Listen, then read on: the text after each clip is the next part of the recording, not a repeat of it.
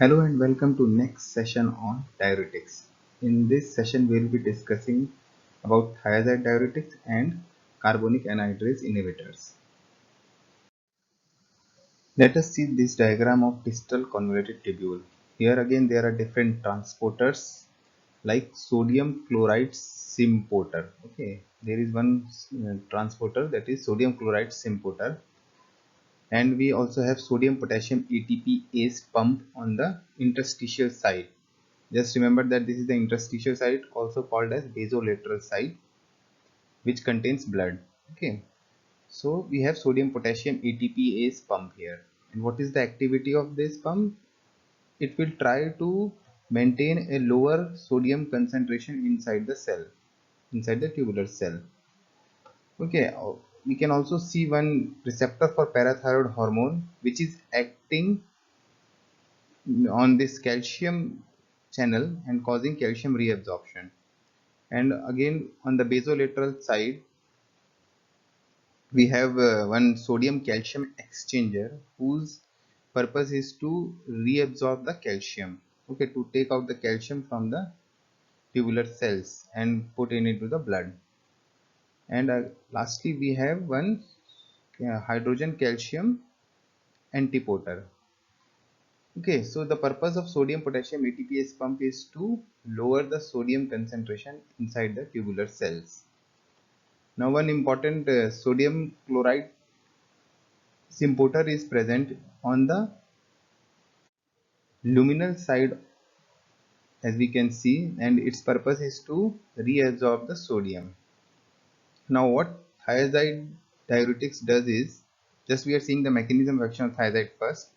Okay, so what thiazide diuretic will do, it will just block this sodium chloride symport,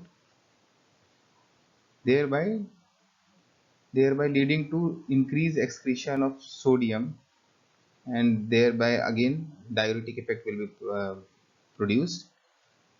But one thing will happen in parallel, that as we are blocking this sodium chloride symport, we are again causing a lower level of sodium inside the tubular cell.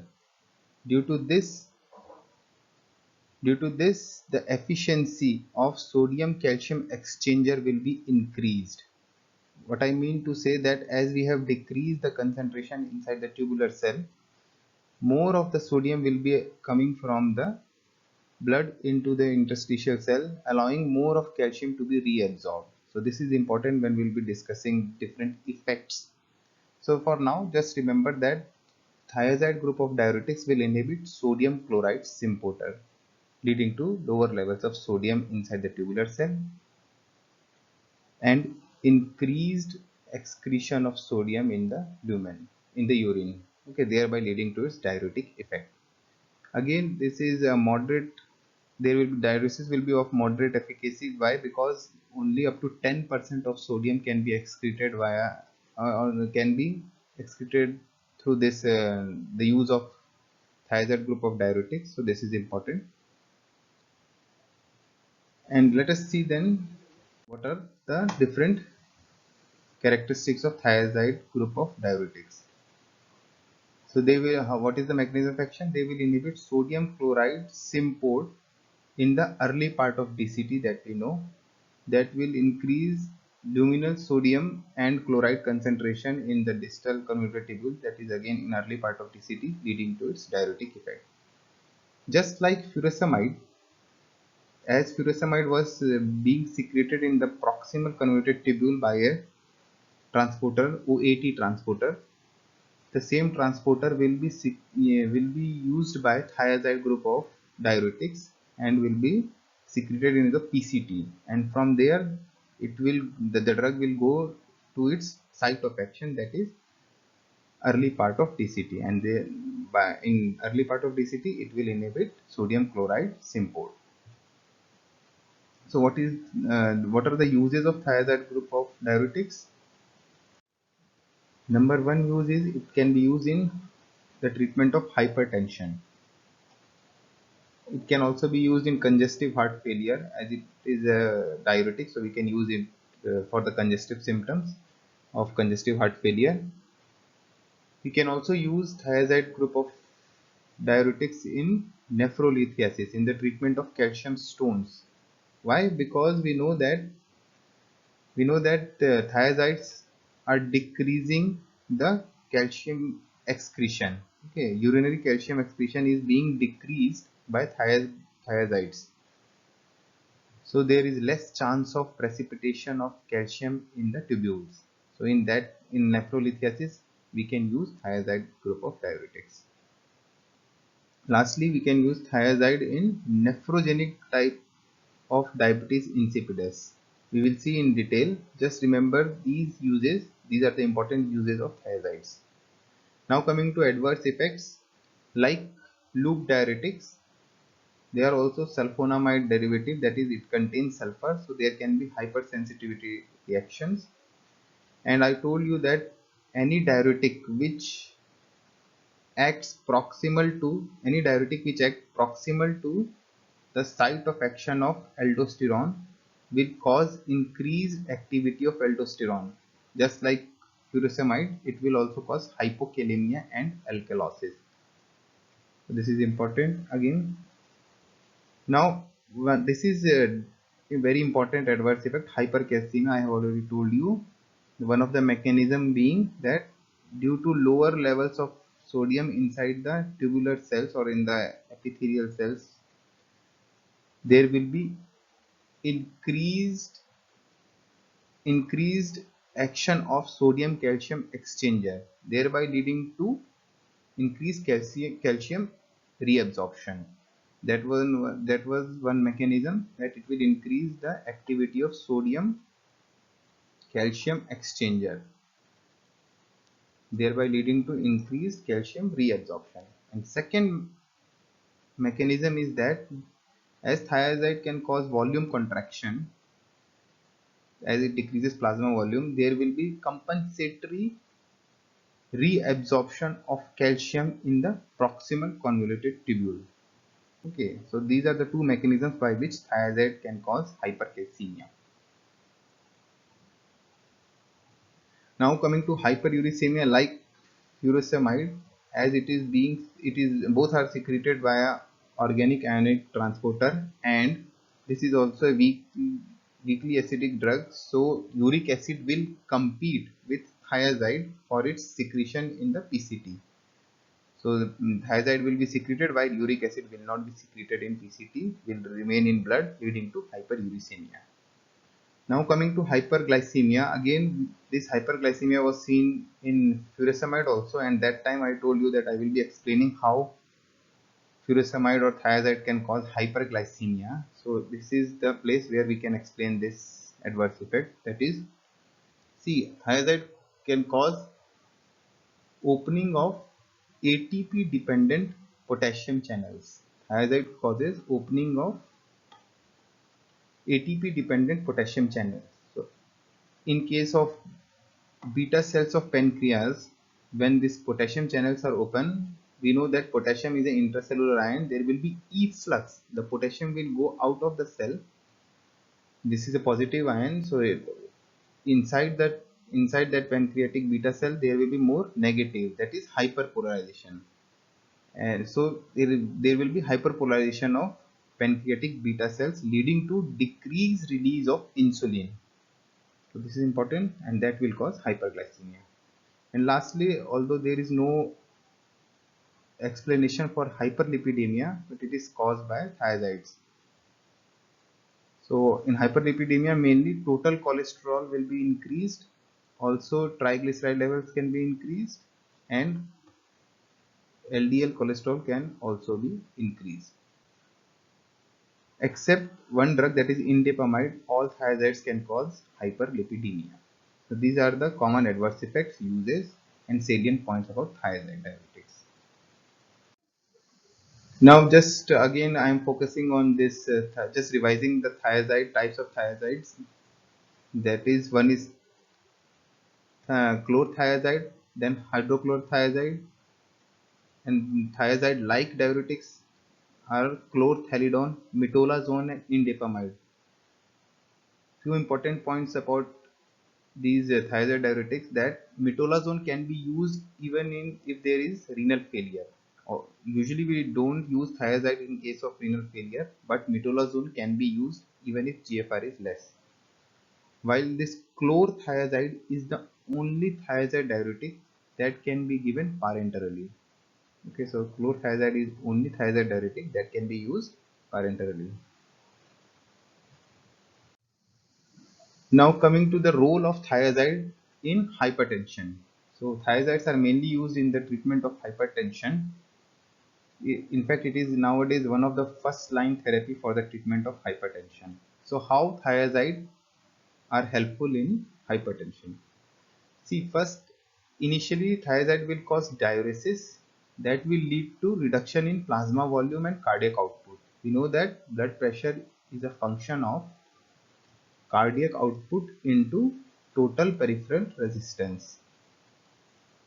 And if we decrease plasma volume, cardiac output can be reduced, leading to reduction in blood pressure. But this will happen only acutely. After 4 to 8 weeks, both this cardiac output and plasma volume will return to normal. So how does this thiazide can reduce blood pressure in long run?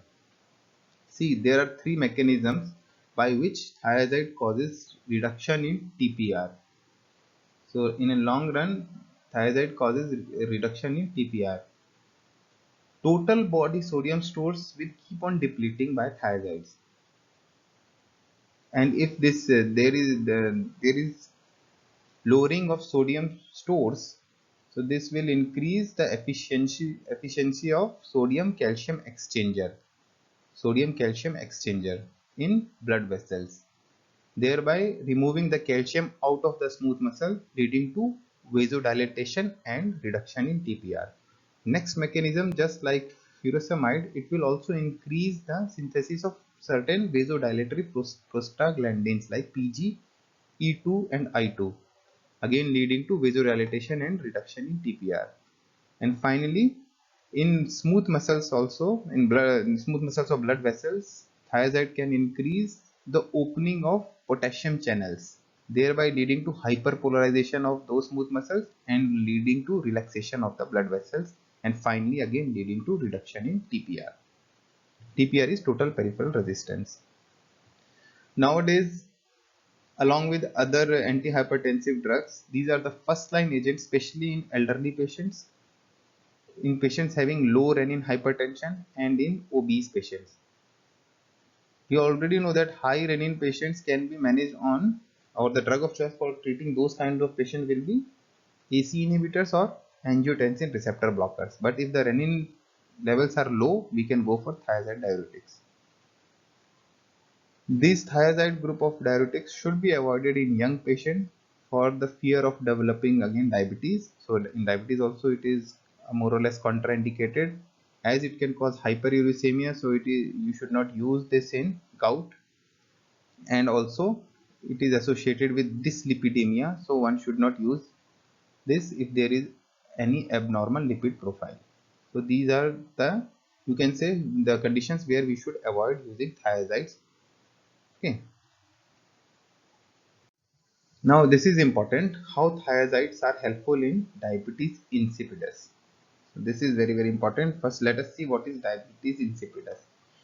In diabetes insipidus, there can be deficiency of antidiuretic hormone. There can be deficiency of antidiuretic hormone, or another type of diabetes insipidus where there is resistance to the action of antidiuretic hormone. We know that what is the role of antidiuretic hormone? It will try to conserve free water. So if there is deficiency or defective action of antidiuretic hormone, more of the urine will be produced. Okay, more of the free water excretion will be there. So this type, that is where there is deficiency of antidiuretic hormone, is called as central diabetes insipidus, while where there is resistance to antidiuretic effect, it is called as nephrogenic type of diabetes insipidus. In this central type of diabetes insipidus, we can give ADH analogs for the treatment, but here we are mainly using thiazides. In nephrogenic type, we can use thiazide group of diuretics. So how thiazides are acting here? See, we know that thiazide can cause moderate diuresis as it causes natriuresis. This will lead to decrease in plasma volume, and if the plasma volume is decreased, this will also decrease GFR. That is, the glomerular filtration rate will decrease. And as soon as there is reduction in sodium levels, that is natriuresis, there will be compensatory mechanisms. There will be compensatory mechanisms in the renal tubules, leading to the kidney will try to conserve the sodium. So the sites which are not blocked by the thiazide diuretics, like proximal convoluted tubule, thick ascending loop of Henle, and also in collecting duct, there will be increased reabsorption of sodium. Okay, and with the sodium, water will also go in, thereby leading to decreased formation of dilute urine. Okay, and this, in this way, polyuria can be decreased. So this is one mechanism how thiazide is helpful in diabetes insipidus. Next mechanism is that when we give this thiazide for a longer duration, we know that thiazide can cause arteriolar dilatation, and by this there will be fall in blood pressure, hypotension, that is, and this will reduce GFR. Okay, and when the GFR is reduced, obviously the rate of formation of urine is also decreased, again leading to decreased polyuria. Finally, thiazide by itself can cause increased release of antidiuretic hormone. So this is the last action, that is, thiazide can cause increased release of antidiuretic hormone, and this will lead to again retention of free water, leading to decreased polyuria.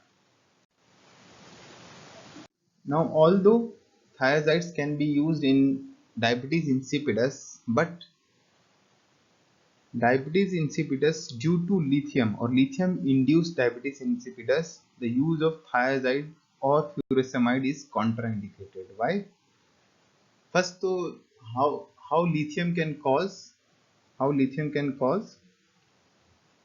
nephrogenic diabetes insipidus. As lithium blocks antidiuretic hormone receptors in collecting duct, so thereby it can lead to nephrogenic diabetes insipidus.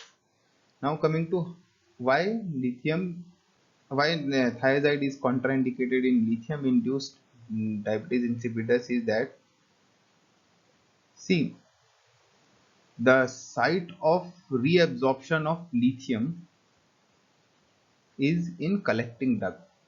In collecting duct, lithium is reabsorbed, and lithium is very similar to sodium in size and charge. Okay, so any diuretic, I have told you before also that any diuretic which is acting or which is blocking the receptors, the transporters involved proximal to the site of action of aldosterone or the collecting duct, will increase the reabsorption of sodium in this collecting duct. And we know that in collecting duct only lithium is reabsorbed. So any diuretic which is acting proximal to that site of action will increase the reabsorption of lithium in collecting duct. So any chronic use of loops or thiazides can decrease lithium clearance by forcing the lithium reabsorption through that sodium potassium transporter. Okay, and thus cause worsening of lithium induced nephrogenic diabetes insipidus. So this is important. So what we should do in this case, that is, we can directly block the reabsorption of sodium, where in collecting duct from that site only, as this lithium is being reabsorbed. So there, if we block that receptor directly in collecting duct, then that drug will be helpful, and that drug is epithelial sodium channel blocker.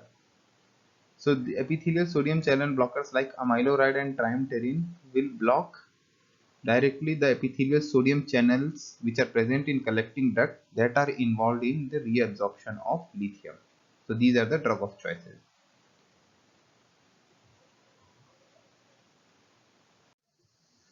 So that this finishes thiazide group of diuretics. Now we will be coming to carbonic anhydrase inhibitors.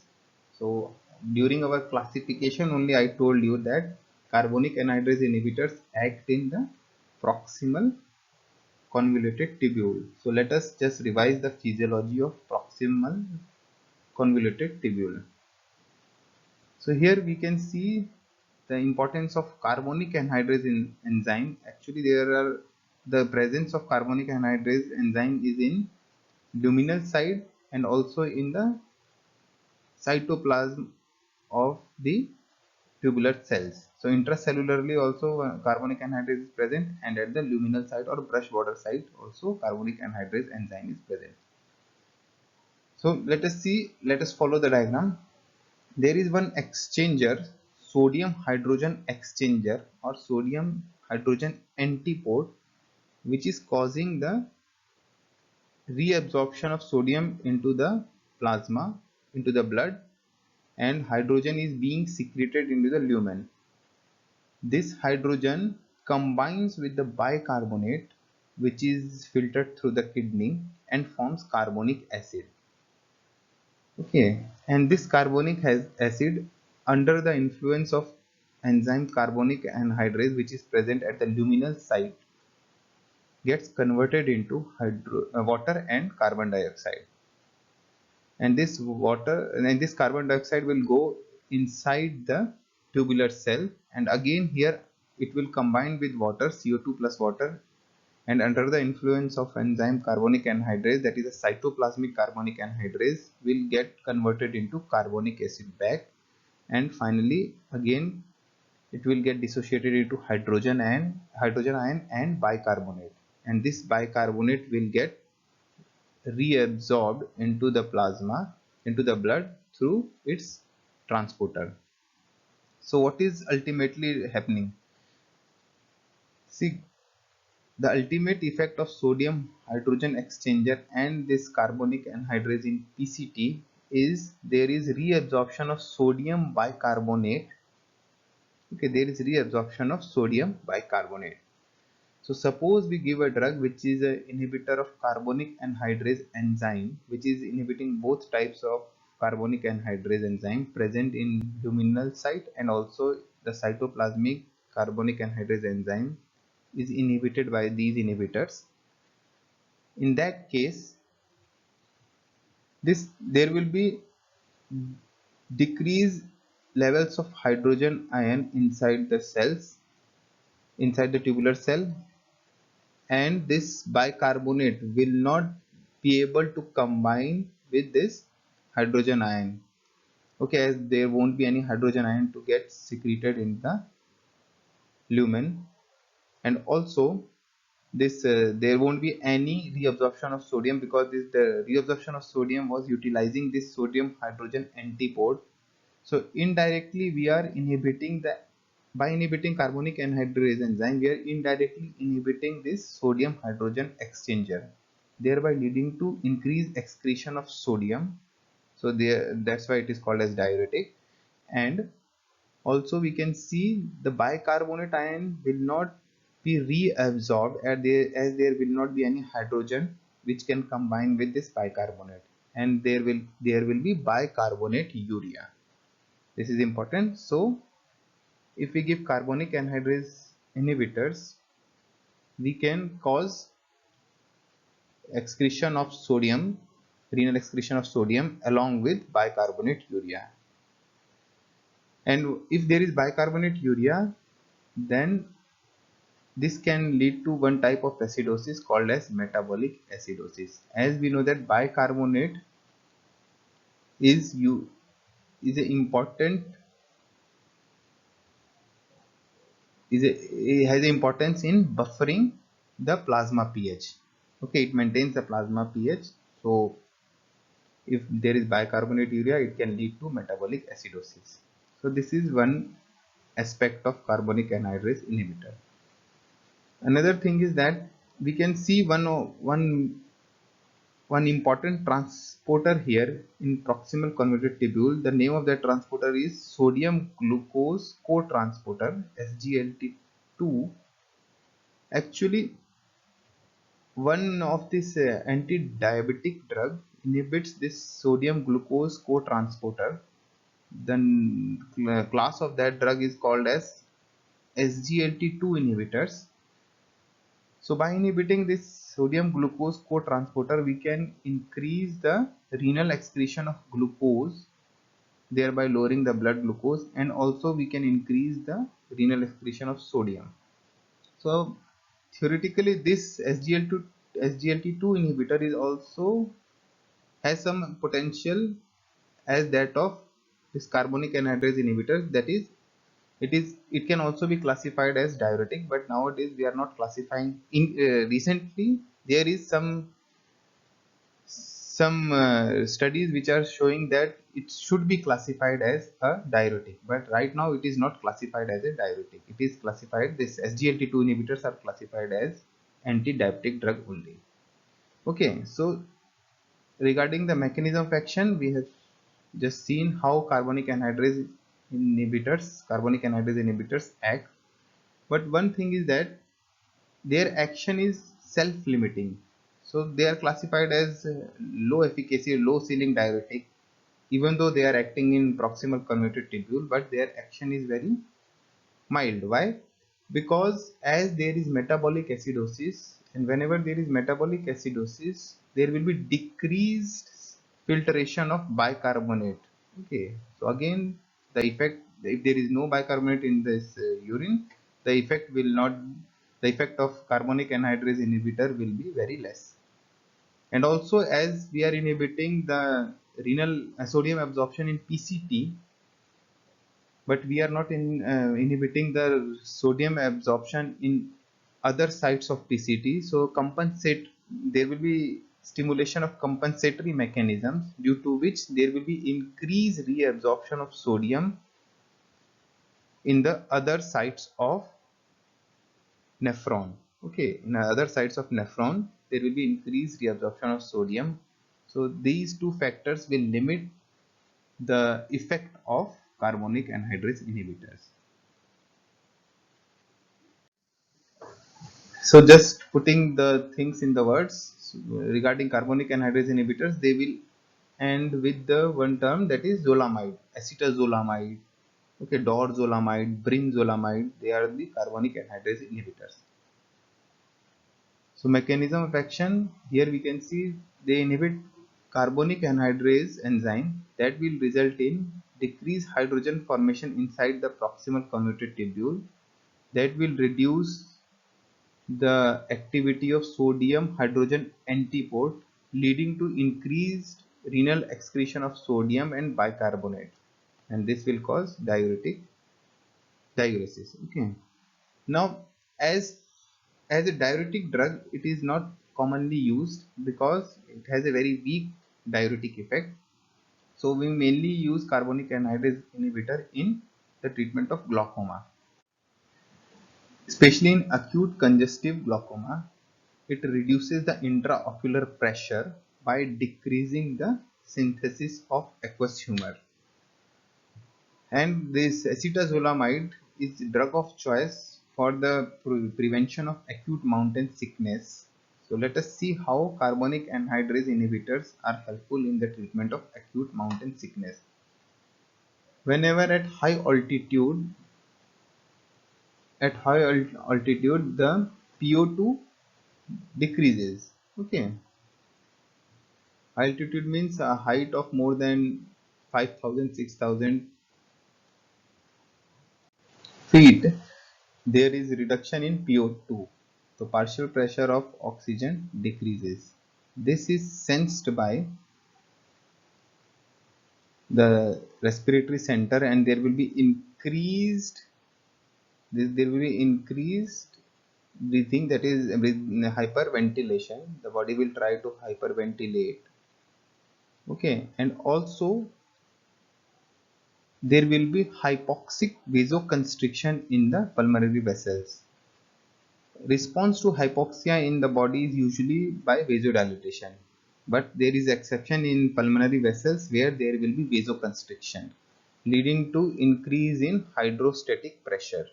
Okay, So as there is hyperventilation, this will cause increased CO2 washout.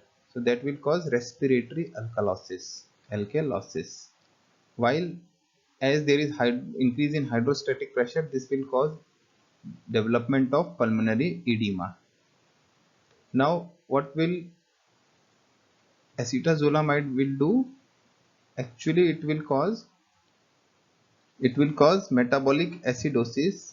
As it will cause bicarbonate urea, it can cause metabolic acidosis, and it will try to compensate for this respiratory alkalosis. And also it is a weak diuretic, so it can reduce this pulmonary edema. So it is a drug of choice in acute mountain sickness. So this is important, how acetazolamide acts in acute mountain sickness. And as it causes bicarbonate urea in certain conditions where there is metabolic alkalosis, there we can use carbonic anhydrase inhibitors because they cause metabolic acidosis. And especially this metabolic alkalosis can be associated with the use of certain diuretics like loop diuretics and thiazide group of diuretics. So there, to treat metabolic alkalosis, we can use acetazolamide. And lastly, in certain types of epilepsy, in absence seizures and catamenial epilepsy, that is, this catamenial epilepsy means the epilepsy which is seen with menstrual cycle. So in those types of epilepsy, carbonic anhydrase inhibitors have some therapeutic role, because here it is said that how they act, actually they cause hyperchlorinemia means they increase chloride levels in blood, and as chloride levels are increased, this hyperchlorinemia has some membrane stabilizing effect in neurons. So it is said that by this mechanism they can stabilize the neurons, and they can somehow try to treat these types of epilepsy. Regarding adverse effect, they can cause bicarbonate urea, and if there is bicarbonate urea, there can be acidosis. And again, this is a type of diuretic which is acting proximal to the site of action of aldosterone. So this can cause hypokalemia. So this is a very rare example where acidosis and hypokalemia both are occurring together. Usually, whenever there is acidosis, there is hyperkalemia, and whenever there is alkalosis, there is hypokalemia. But this is a rare example where there is hypokalemic acidosis, and again it can cause hyperchloremia and certain types of renal stones, especially the calcium oxalate stones. Why? Because in alkaline urine, this calcium gets precipitated. So there is increased chance of calcium renal stones, calcium oxalate renal stones, if we use carbonic anhydrase inhibitors. And again, carbonic anhydrase inhibitors are sulfonamide derivatives, so they contain sulfur in their structure, so that can cause hypersensitivity reaction. And lastly, also rarely, it can cause bone marrow suppression.